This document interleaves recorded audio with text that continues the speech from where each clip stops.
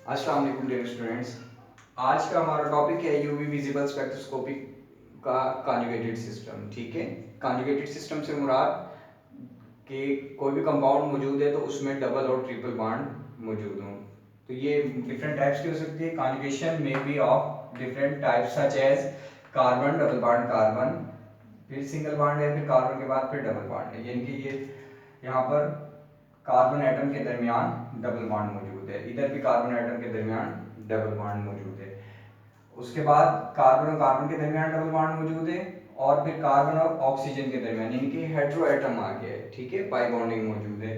तो ये कॉन्जुगेशन कहलाती है। कॉन्जुगेशन मीन डबल बॉन्ड बार बार आ रहा हो, कोई भी हमारे पास चेन मौजूद हो कार्बन कंपाउंड की, या हेटेरो एटम्स भी मौजूद हो सकते हैं, तो उसमें अगर डबल बॉन्ड ये बार बार आ रहा हो, रिपीट हो रहा हो डबल बॉन्ड और ट्रिपल बॉन्ड, तो इसको हम कॉन्जुगेशन कहते हैं। ठीक है, ये था नॉन साइक्लिक कंपाउंड में। अब साइक्लिक कंपाउंड में अगर हम देखते हैं तो एक कार्बन के बाद यहाँ पर ये डबल बॉन्ड मौजूद है, उसके बाद एक कार्बन फ्री है, यहाँ पर डबल बॉन्ड नहीं है, उसके बाद नेक्स्ट वन पे फिर इस कार्बन पे डबल बॉन्ड मौजूद है। ठीक है, इसको यहाँ पर ये एरोमेटिक कंपाउंड्स या साइक्लिक कंपाउंड के अंदर भी कॉन्जुगेशन पाई जाती है।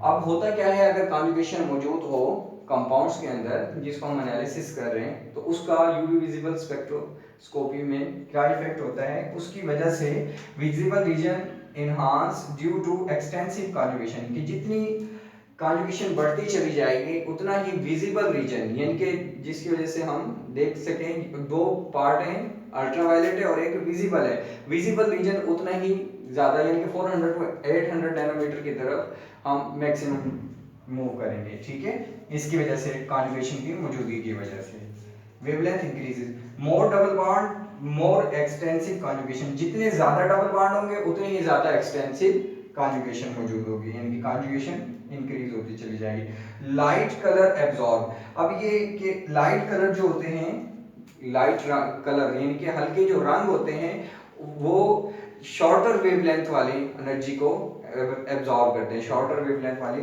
रेडिएशन को एब्जॉर्ब करते हैं, जबकि जो डार्क कलर होते हैं, डार्क कलर एब्जॉर्ब करते हैं लॉन्गर वेवलेंथ को। ठीक है, यॉक है, अंडे की जर्दी है, उसमें भी कॉन्जुगेशन पाई जाती है।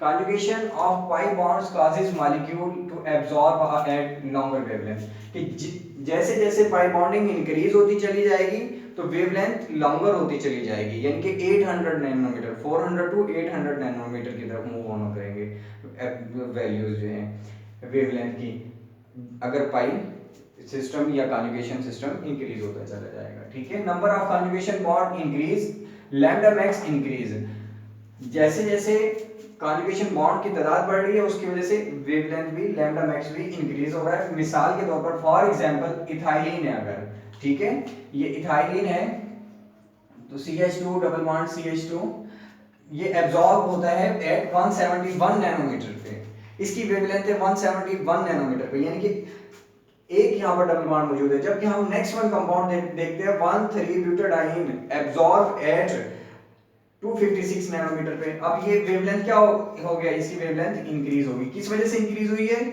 डबल बॉन्ड की मौजूदगी की वजह से। ठीक है, अब नेक्स्ट वन हमारा है topic sample of UV visible spectrum, कि जब हम किसी भी सब्सटेंस को एनालिसिस करते हैं तो यूवी विजिबल स्पेक्ट्रोस्कोपी में, तो उसके नतीजे में जो स्पेक्ट्रम हासिल होता है जिसकी वजह से हम स्टडी करते हैं उस कंपाउंड को, तो जो जो उस स्पेक्ट्रम हासिल होता है किस नौयत का होता है, ये इस तरह का होता है कि यहाँ पर वाई एक्सिस पे क्या है एब्जॉर्बेंस और एक्स एक्सिस पे वेवलेंथ है।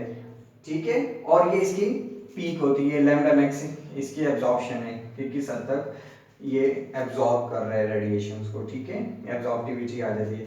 उसके बाद है क्रोमोफोर, ये ग्रीक वर्ड है बेसिकली, और इसका मीनिंग है कलर कैरियर। ठीक है, कलर कैरियर हम इसको कहते हैं क्रोमोफोर को। तो ये बेसिकली क्या होते हैं क्रोमोफोर, क्रोमोफोर से मुराद होता है कि atoms or group of atoms when it will attached with any compound, then they will move the compound towards longer wavelength। ठीक है, जो एब्जॉर्प्शन का फिनोमिना है वो लॉन्गर वेवलेंथ की तरफ जाएगा। Atoms or group of atoms whose presence is responsible for the colour of compound. और इसकी वजह से जब लॉन्गर वेवलेंथ की तरफ जाएगा, यानी कि 800 की तरफ, 400 टू 800 की तरफ जाएगा, तो विजिबल रीजन एनहांस होगा, जिसकी वजह से क्या होगा, कलर ऑफ द कंपाउंड जो है वो शो होगा। फंक्शनल ग्रुप की शक्ल में हो सकते हैं ये क्रोमोफोर, फंक्शनल ग्रुप की शक्ल में हो सकते, ग्रुप ऑफ एटम है बेसिकली, अब ये फंक्शनल ग्रुप की शक्ल में भी हो सकते हैं।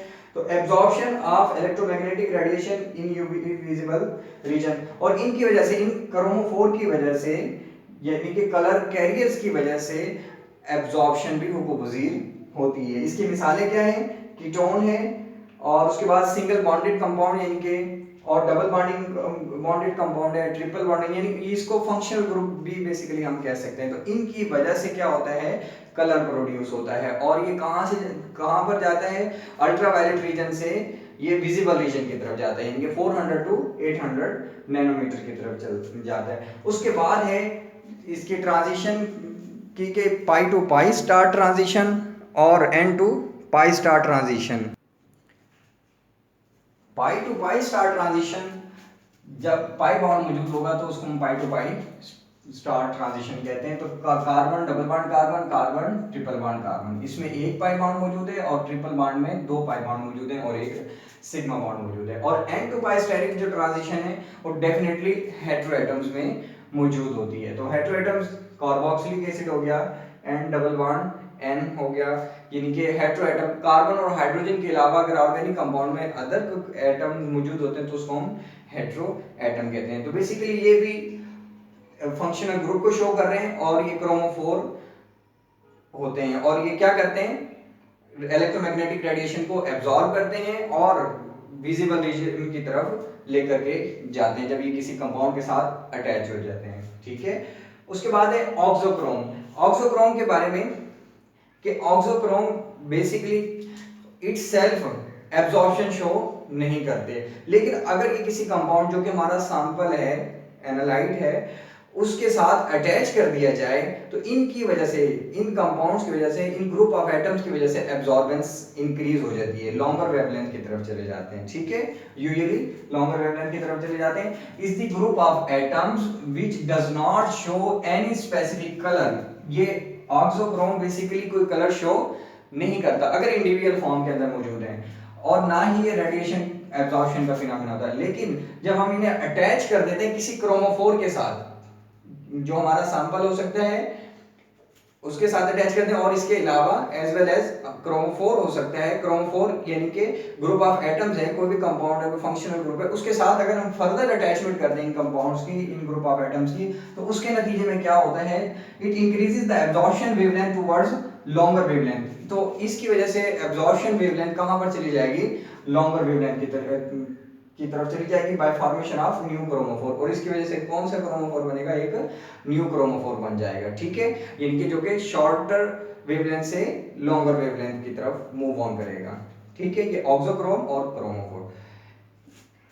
अब इसकी ऑक्सोक्रोम की एक और एग्जांपल है कि इसमें एग्जांपल RNH है, SHAOR, जब ये बेसिकली ये भी ग्रुप ऑफ एटम्स हैं, जब ये अटैच होंगे किसी भी, इटसेल्फ ये कोई कलर नहीं शो करवा रहे, ना रेडिएशन एब्जॉर्प्शन का फिनोमेना हो रहा है इनके अंदर, लेकिन अगर हम इनको किसी कंपाउंड के साथ अटैच कर दें तो उसके नतीजे में क्या होगा, ये वेवलेंथ लॉन्गर वेवलेंथ की तरफ शिफ्ट कर देते हैं, ठीक है। जैसे लैम्डा मैक्स बेंजीन है, बेंजीन की लैम्डा मैक्स कितनी है, 255 नैनोमीटर होती है, और जब हम इसके साथ NH2 को अटैच करेंगे तो उसके नतीजे में बेंजीन के साथ जब NH2 अटैच हो गया तो वेवलेंथ कहां पर चली गई, 280 नैनोमीटर पे, पहले 255 नैनोमीटर थी, और यानी कि 255 से किस साइड पर शिफ्ट हो रही है, लॉन्गर वेवलेंथ की तरफ। और इटसेल्फ NH2 जो है किसी भी किस्म की एब्जॉर्प्शन या एब्जॉर्प्शन नहीं शो करता, ना ही किसी किस्म का कलर शो करता है, लेकिन जब हमने इसको बेंजीन के साथ अटैच कर दिया तो इसने एब्जॉर्प्शन को कहां पर, किस साइड पे मूव करवा दिया, लॉन्गर वेवलेंथ की तरफ। तो इसको हम कहते होते हैं कि ऑक्सोक्रोम है, ठीक है, 255 से 280 नैनोमीटर। उसके बाद नेक्स्ट वाला टॉपिक है हमारा factors affecting absorption in UV visible spectroscopy. अगर हम यूवी विजिबल स्पेक्ट्रोस्कोपी परफॉर्म कर रहे हैं तो क्या फैक्टर्स हैं जिनकी वजह से एब्जॉर्प्शन पर इफेक्ट होता है। तो फर्स्ट वन जो है सॉल्वेंट को हम डिस्कस करेंगे, solvent effect. Many solvent shows absorption in UV region. कुछ सॉल्वेंट ऐसे होते हैं जो अल्ट्रा वायलेट रीजन में एब्जॉर्प्शन शो करते हैं, तो ऐसे सॉल्वेंट को अल्ट्रा वायलेट रीजन के लिए इस्तेमाल नहीं करना चाहिए, यानी कि 200 टू 400 नैनोमीटर तक इनमें आमतौर पे हमें इस्तेमाल नहीं करना चाहिए। जबकि 400 टू 800 नैनोमीटर जो कि विजिबल रीजन कहलाता है उसमें उनकी एब्जॉर्प्शन शो नहीं होती, तो उसके लिए हम इस्तेमाल कर सकते हैं। फॉर एग्जांपल यहाँ पर हम देखते हैं क्लोरोफॉर्म है, अब ये 240 नैनोमीटर पे एब्जॉर्प्शन शो करता है, 240 नैनोमीटर तक, और बेंजीन है ये 255 नैनोमीटर, तो हम इसको अल्ट्रा वायलेट रीजन के लिए इस्तेमाल नहीं करेंगे, जबकि विजिबल रीजन के लिए हम इसको इस्तेमाल कर सकते हैं। तो absorption in UV region, avoid these solvent in UV because they show absorption in UV region, और इस वजह से हमने इनको अवॉइड करना है कि ये यूवी रीजन में हमने इन सॉल्वेंट को इस्तेमाल नहीं करें, क्योंकि सॉल्वेंट इटसेल्फ अपनी भी एब्जॉर्प्शन शो करते हैं। तो जो एनालाइट है, जिस चीज को हम स्टडी कर रहे हैं, जो अंडर स्टडी है हमारा सैंपल, वो भी एब्जॉर्प्शन को एब्जॉर्ब करेगा, रेडिएशन को एब्जॉर्ब करेगा, और रेडिएशन को एब्जॉर्ब करेगा, उसके बाद जो सॉल्वेंट हमने यूज किया वो भी रेडिएशन को एब्जॉर्ब कर रहा है, तो हम डिस्क्रिमिनेट नहीं कर पाएंगे कि ये सॉल्वेंट की एब्जॉर्प्शन है या एनालाइट की एब्जॉर्प्शन है, जिसको हम अंडर स्टडी है हमारे। ठीक है, उसके बाद नेक्स्ट वन जो है हम डिस्कस करेंगे। जी डियर स्टूडेंट्स, सॉल्वेंट में हमने देख लिया था कि क्लोरोफॉर्म और बेंजीन ये अल्ट्रा वायलेट रीजन में एब्जॉर्ब हो जाते हैं। ठीक है, इस वजह से हम इनको अल्ट्रा वायलेट रीजन में इस्तेमाल नहीं कर सकते। आप ऐसे सॉल्वेंट यूज़ कर लें जो कि अल्ट्रा वायलेट के लिए भी सूटेबल हो और विजिबल रीजन के लिए, जो आमतौर पर इस्तेमाल किए जाते हैं। तो बेसिकली वो है मेथनॉल है, मिथाइल अल्कोहल है, इथाइल अल्कोहल और वाटर है, और इनमें सबसे ज़्यादा यूज होने वाला सॉल्वेंट जो है वो इथाइल अल्कोहल है। 95% जो है वो अल्ट्रावायलेट विजिबल स्पेक्ट्रोस्कोपी के लिए इसको इथाइल अल्कोहल को इस्तेमाल किया जाता है। तो दूसरा फैक्टर जो एब्जॉर्प्शन पर इफेक्ट करता है वो है टेम्परेचर। अगर लेस टेम्परेचर होगा और हाई टेम्परेचर होगा, उसका एब्जॉर्प्शन पे क्या इफेक्ट आएगा? लेस टेम्परेचर की वजह से एब्जॉर्प्शन मैक्सिमम होगी और गुड रिजल्ट ऑब्टेन होगा। अगर हाई टेम्परेचर होगा, एब्जॉर्प्शन लेस हो जाएगी और रिजल्ट जो है वो प्रॉपर ऑब्टेन नहीं होगा। तो less temperature usually 20 to 25 degree Celsius room temperature होना चाहिए ड्यूरिंग दी एब्जॉर्प्शन। अब थर्ड वन है इनऑर्गेनिक मोइटीज आर सब्स्टिट्यूएंट। इनऑर्गेनिक मोइटीज से मुराद ये है कि कोई सब्स्टिट्यूएंट मौजूद है तो उसकी वजह से एब्जॉर्प्शन इंक्रीज हो जाएगी। अब इनऑर्गेनिक मोइटीज में कोई भी सब्सटेंस में कोई भी इनऑर्गेनिक सब्सटेंस हो सकता है, जैसे गोल्ड हो गया, platinum, during a sample analysis कुछ भी इनऑर्गेनिक इंप्योरिटीज ऐड हो जाए तो उसकी वजह से एब्जॉर्प्शन इंक्रीज हो जाती है। और इसमें दो टाइप्स हैं बेसिकली इनऑर्गेनिक मोइटीज की। एक सिंपल है, सिंपल के अंदर सिल्वर वगैरह मैंने आपको बता दिया, गोल्ड प्लाटिनियम हो गए, और दूसरा है कॉम्प्लेक्स। ठीक है, कॉम्प्लेक्स में कौन कौन से आएंगे? कॉम्प्लेक्स में बेसिकली आ जाते हैं क्रोमेट, परमैंगनेट और डाइक्रोमेट। ठीक है, ये कॉम्प्लेक्स इनऑर्गेनिक सब्स्टिट्यूएंट्स अगर हमारा जो सैंपल है उसके अंदर ऐड हो जाए तो इसकी वजह से एब्जॉर्प्शन इंक्रीज हो जाती है। ठीक है, और अब नेक्स्ट वन है एब्जॉर्बिंग कंपाउंड, के जो कंपाउंड है वो क्रोमोफोर है या ऑक्सोक्रोम है। क्रोमोफोर या ऑक्सोक्रोम में बेसिकली कॉम्प्लेटली बॉन्डेड है, तो लैम्डा मैक्स उसके नतीजे में क्या होगी? इंक्रीज होती चली जाएगी, लैम्डा मैक्स मैक्सिमम हो जाएगी। ठीक है, तो जब कोवलेंटली बॉन्डेड अगर क्रोमोफोर हो या ऑक्सोक्रोम हो तो जैसे जैसे कोवलेंट बॉन्ड इंक्रीज होंगे lambda max as well as increase होती चली जाएगी। तो डियर स्टूडेंट्स, इस लेक्चर के हवाले से कोई भी क्वेश्चन हो तो आप इजीली पूछ सकते हैं, और किसी भी किस्म का कोई भी क्वेश्चन, और आज मैं आपको बुक भी जो है वो शेयर कर दूंगा जो कि एक डॉक्टर यूनुस की बुक है, वो मैं आपको शेयर कर दूंगा, तो उससे भी फर्दर आप जो है स्टडी कर सकते हैं। तो बुक्स बेसिकली आपको जो रिकमेंड की थी वो बुक्स ले लें, तो एक दो बुक्स तो मिनिमम लाजमी परचेज कर लें, तो हार्ड फॉर्म में भी आपके पास अवेलेबल होनी चाहिए। और बुक्स ये है कि इन फ्यूचर भी इस्तेमाल में आ जाती हैं, बुक्स वेस्ट नहीं होती। ठीक है, तो फर्दर ये है कि सॉफ्ट फॉर्म में मैं आपको एक बुक शेयर कर दूंगा। इसके अलावा कोई क्वेश्चन हो तो आप पूछ सकते हैं। अल्लाह हाफिज़।